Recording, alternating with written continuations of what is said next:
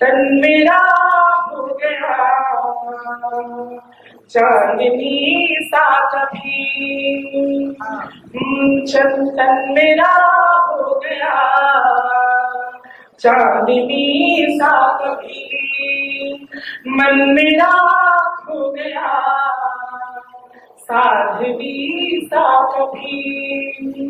भाव के पृष्ठ पे तुमको देखा सजन, भाव के पृष्ठ पे तुमको देखा सजन, स्वर मेरा हो गया रागिनी सा कभी, स्वर मेरा हो गया रागिनी सा कभी।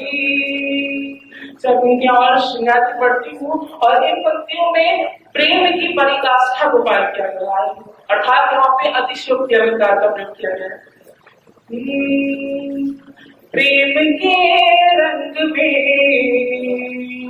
मैं ढलूं तुम ढलो, प्रेम के रंग में मैं ढलूं तुम ढलो, प्रेम संवाद को मैं सुनूं तुम सुनो, प्रेम संवाद को मैं सुनूं तुम सुनो।